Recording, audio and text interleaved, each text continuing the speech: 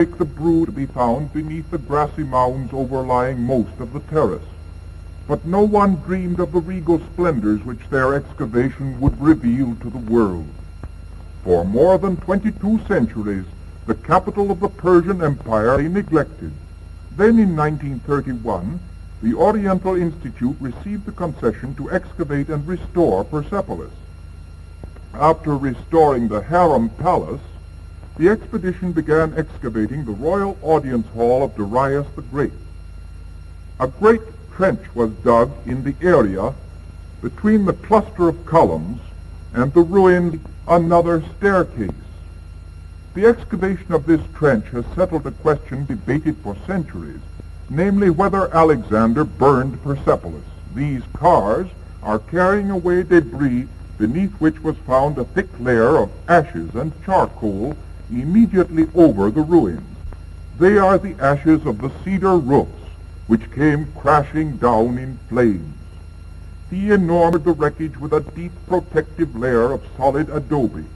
To Alexander's ruthlessness, we indirectly owe the perfect preservation of these superlative sculptures. The reliefs before us adorn a stately double stairway and depict a tremendous celebration in honor of the emperor on New Year's Day, or March 21st of the Persian calendar.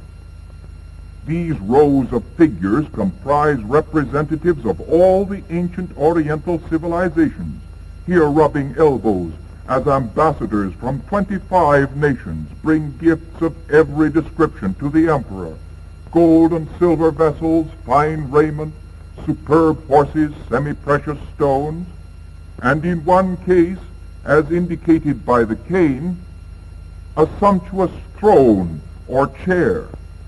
These foreign tribute-bearers, palace guards, charioteers, Persians, Medians, and Susians, and countless others, compose a magnificent array in which the detail of the carving often equals the delicacy of a cameo.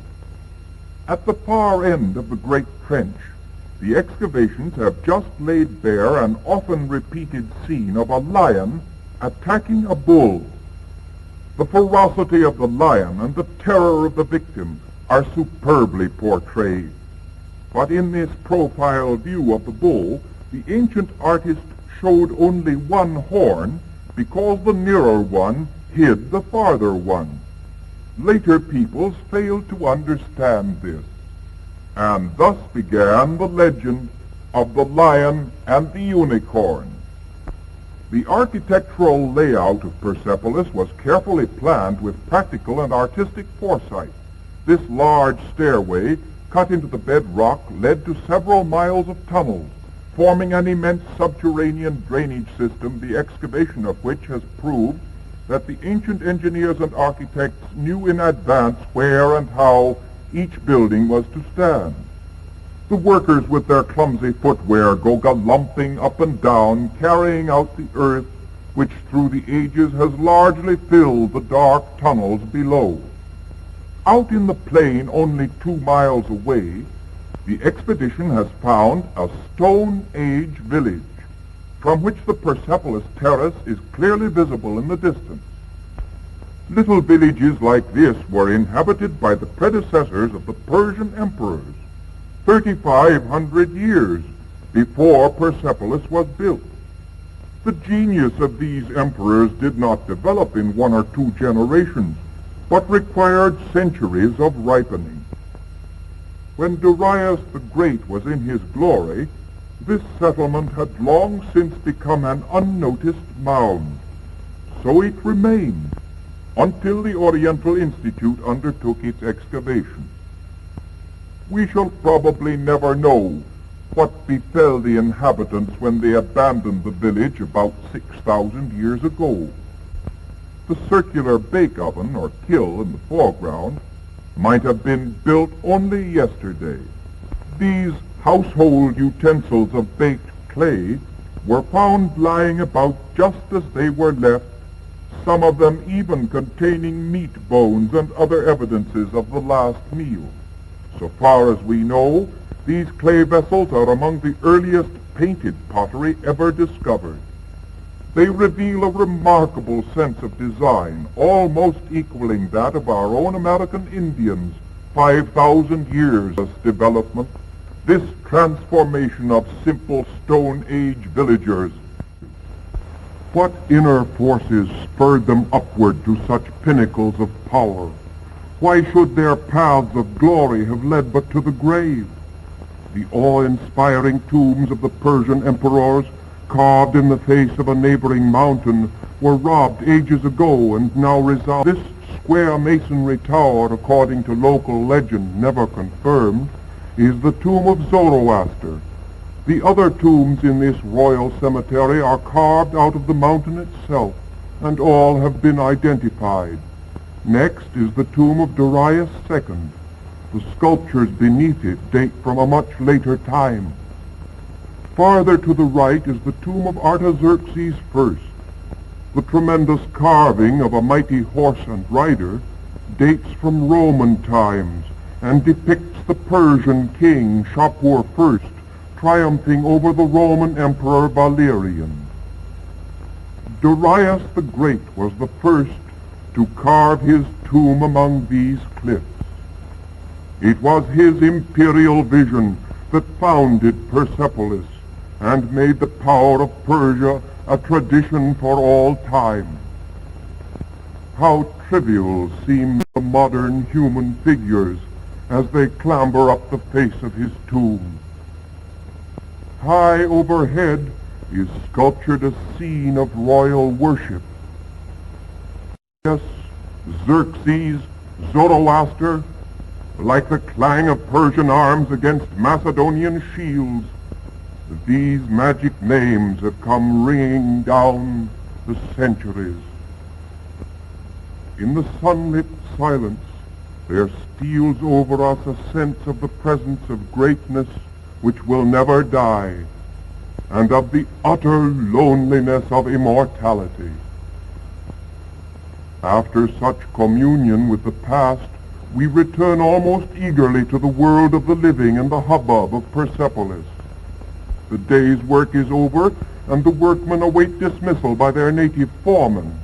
He shouts the line of a song always sung when work is done, and they chant a reply.